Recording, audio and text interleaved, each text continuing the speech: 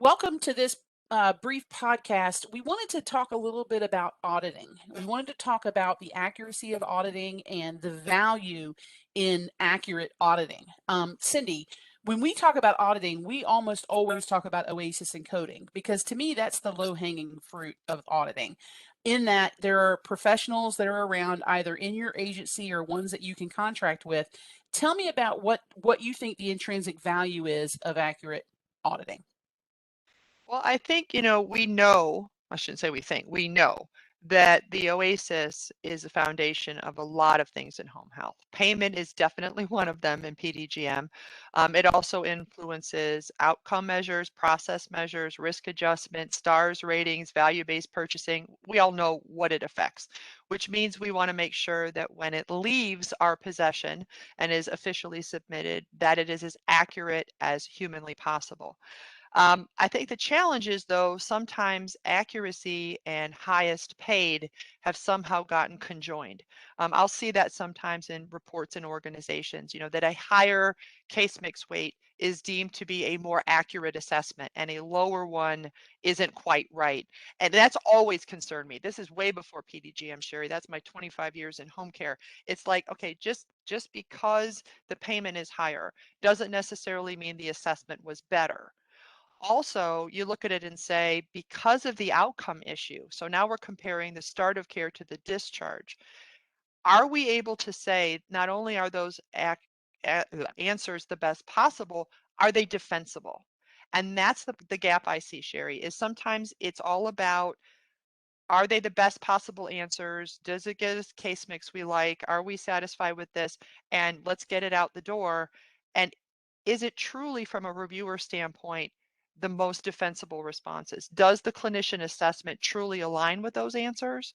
And are we confident as an organization that if someone comes around and looks at this externally, are they going to see that this was correct and not go the route that we're starting to see with some of these denials? And they're picking up traction as we come further and further on the other side of the pandemic. Definitely not out, but further in, I guess we could call it. These audits are coming back. Is we're now seeing the upcoding term flying around again. That those answers were picked because of an incentive and not really aligning with the actual clinician assessment. Sorry, I was muted. I agree with that. I mean, I think that having a congruency, having a consistency in your documentation, and having things match are super important. But we're hearing some talk about this word upcoding. Can you talk on that a little bit?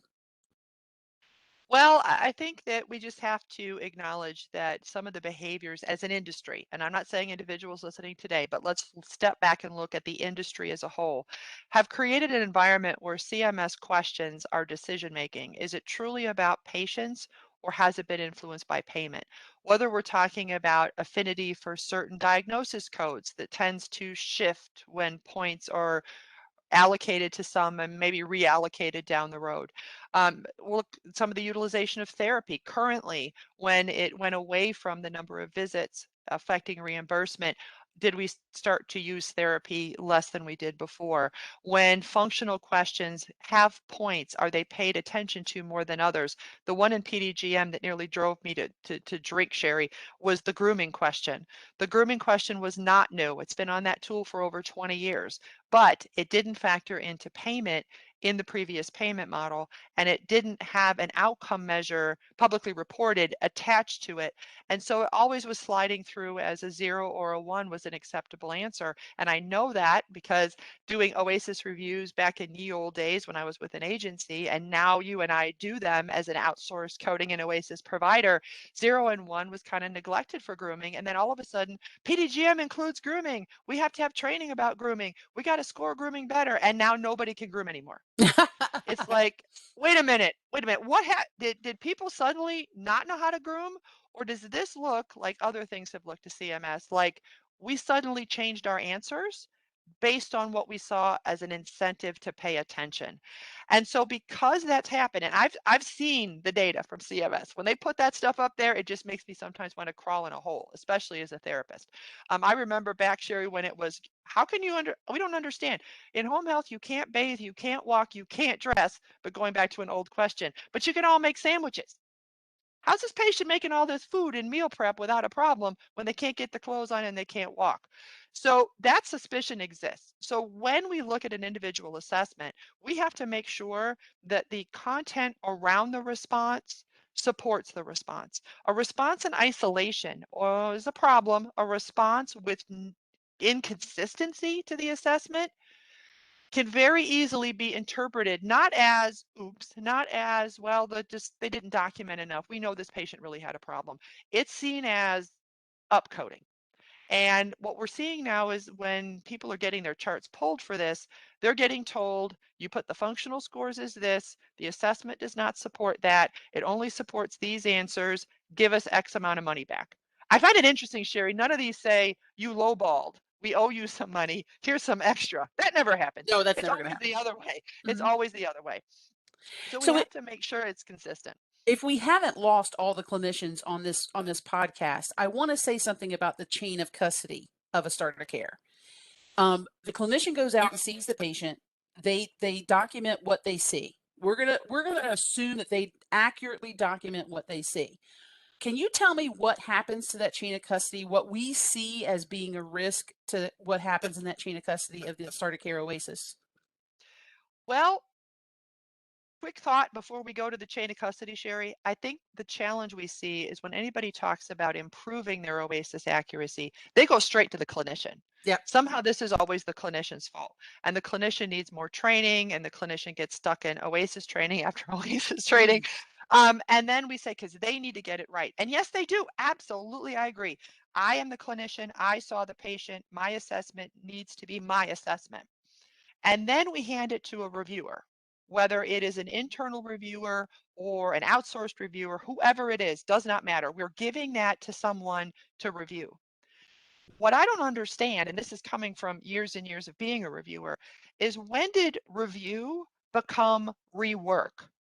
When did it become, to me, review should be, I'm eyeballing this and I'm looking at the coding done by the coder, because it's rarely the clinician. It needs to be somebody who has true expertise to make sure all those specific rules are being followed. So I am going to look over this whole thing as a final check so it can move on. Now what we see is it can't get past a reviewer. And we have corrections going back to the clinician, and we could have a 4-hour podcast about the frustration of a reviewer of the clinician gets it wrong. See, we told you they don't understand. But when is the last time we checked the checker? I mean, I'm not trying to be disparaging.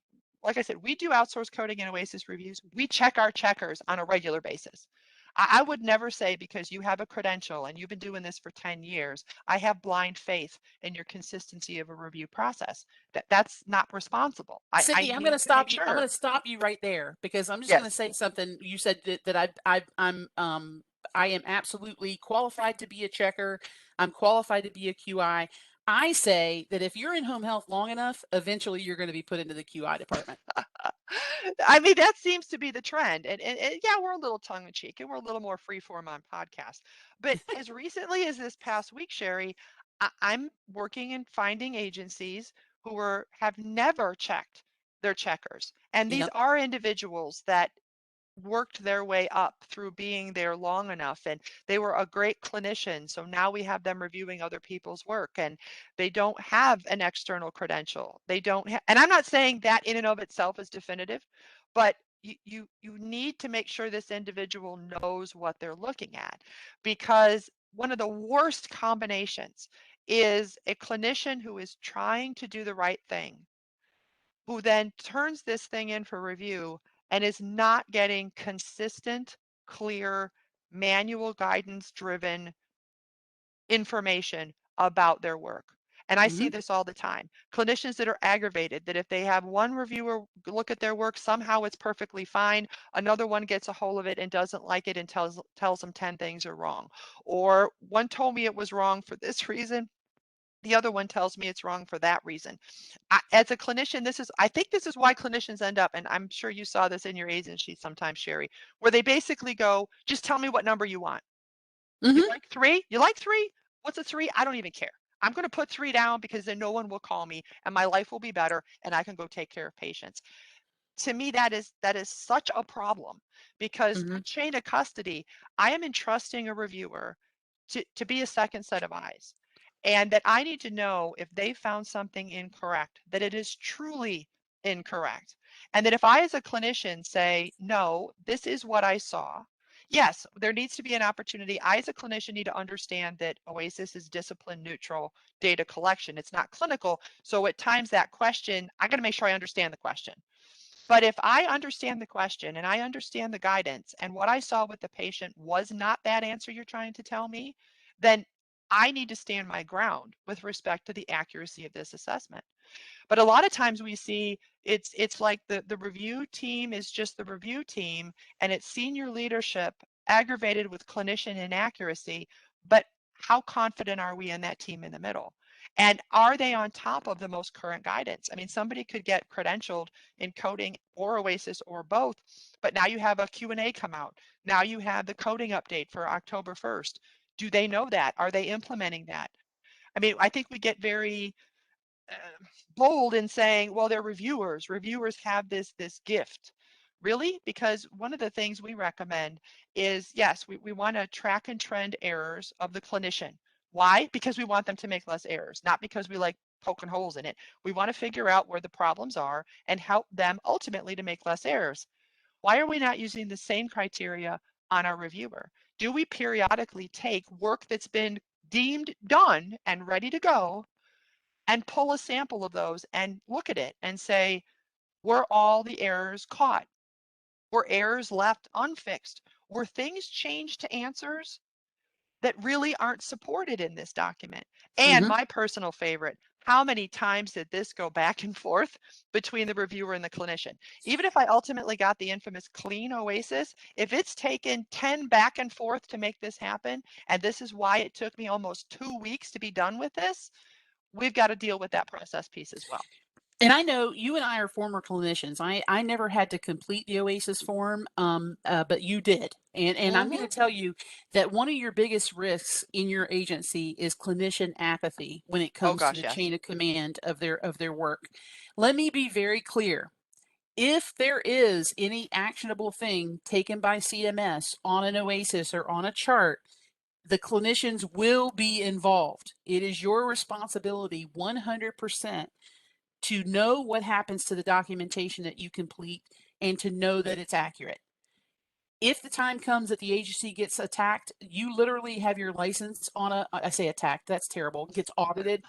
Um, you literally have your name on documents. So you better know what happened to that document after it left your hands. Is that a fair statement, Cindy? Apathy is not the answer. You cannot be apathetic. Well, but I think part of what facilitates that apathy, Sherry, is as opposed to a collaborative review clinician relationship that says my job is to just double check this. Hey, this needs some, help me explain this to you so ultimately we don't have errors. Far too often is raging codependence. It's this Oh, idea that I have to look at these because I cannot trust my clinician ever. I have to do 100% review on all of them all the time. Oh, and it's faster if I make these changes and then just have them approve them. So I'm technically compliant because they're approving them, but it's just easier for me to do it. And oh, look at all of this work I have because they always make these mistakes and woe is me, but it's permanent job security because I'm always going to get to make these. And then as the owner of the agency, you say, great, every time we grow, I need more clinicians. Yay, that's great. They're providing patient care. They're doing the billable work. And I'm going to have to hire another fleet of reviewers because all these errors still happen. Wow, the amount of resources consumed in this to me is mind-boggling, as opposed to saying we have to pay attention to the review process. We have to be confident whether we've kept it in-house, whether we've outsourced it, whether we're doing some sort of hybrid. mhm. That process needs to be defensible, it needs to be clear, and you want that process to ultimately reduce errors so that you don't need 10 more reviewers every time you get 20 more clinicians. that how am I able to scale this to say that work is being taken care of? I know it's consistent. I have proof that we do these auditing activities on my review process as well, so that I don't see just the hand wringing, I'm going to have to review 100% of everything for all eternity. If we have a standardized process, then we can ultimately say, once this clinician has done 10 clean oasis in a row, maybe I don't have to review 100% of their stuff anymore. Maybe I can take them down to a sampling of 10% Mhm. because they have consistently, now I'm utilizing my resources better and can focus on my more problem children with how do I get the errors down? And that's where I think we have to have confidence in the accuracy and consistency of the checker, and not just always go to the person being checked and say, I have to educate you. Yes, you need to be educated, but I got to have objective confirmation that how the review gets through here is correct, because we've seen organizations too that say our performance is amazing, our case mix is wonderful, our outcomes are tremendous, our stars are through the roof, and then you start looking at the charts and go, this is this is so not defensible. I mean, the oasis responses look really good, I guess, but they're way off of what the clinician is saying, and this is a huge misunderstanding of the guidance, but everybody thought it was great because the end result was good. And We then can't take from that kind of risk. And then from that, just the natural human inclination is that you have a square box full of rules and you want to cut as many corners as you can for efficiency's sake. So we have seen it go to the point where the clinician never sees the assessment again. Right. It gets changed and quote unquote fixed multiple times, but yet the original clinician never signs off on those changes. And that's a huge regulatory issue because the regs literally say that the original clinician or the signing clinician has to agree to any changes. Mm-hmm. Yep.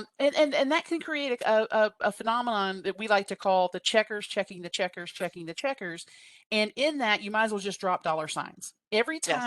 Every time that document or that case circulates through your QA department, it's hours and money spent.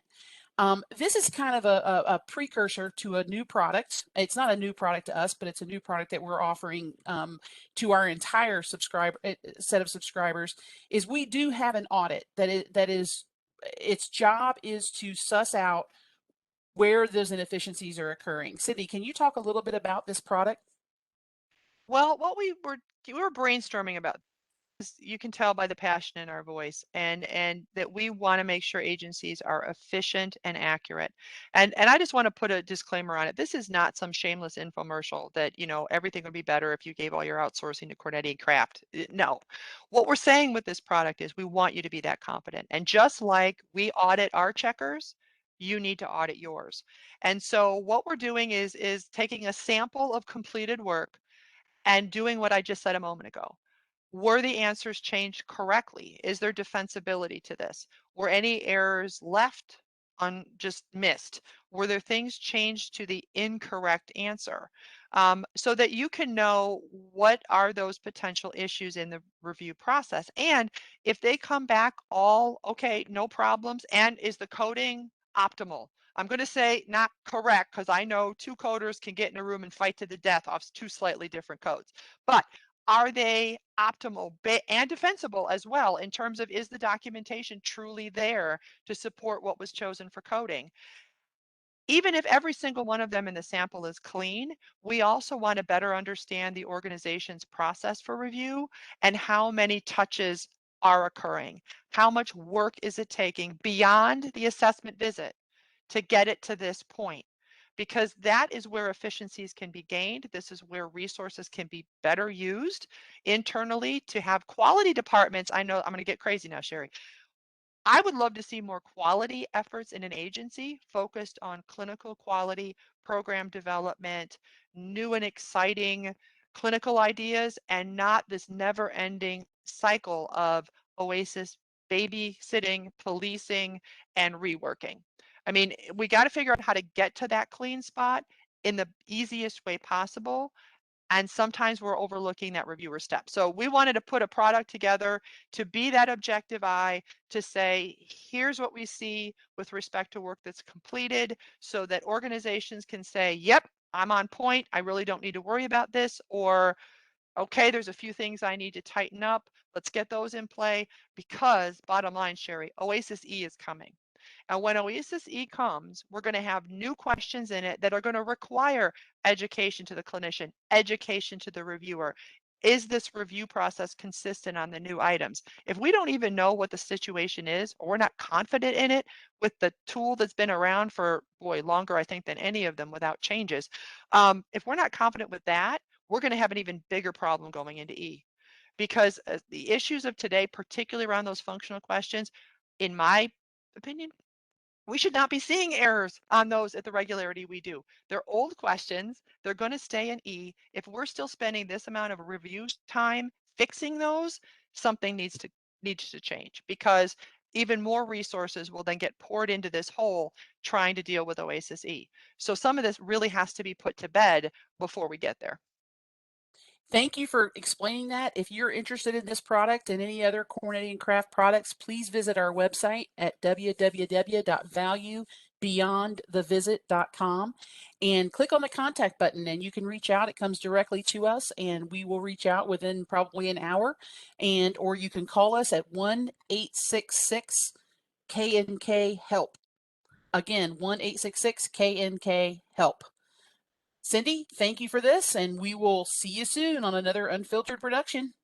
Take care. Bye-bye.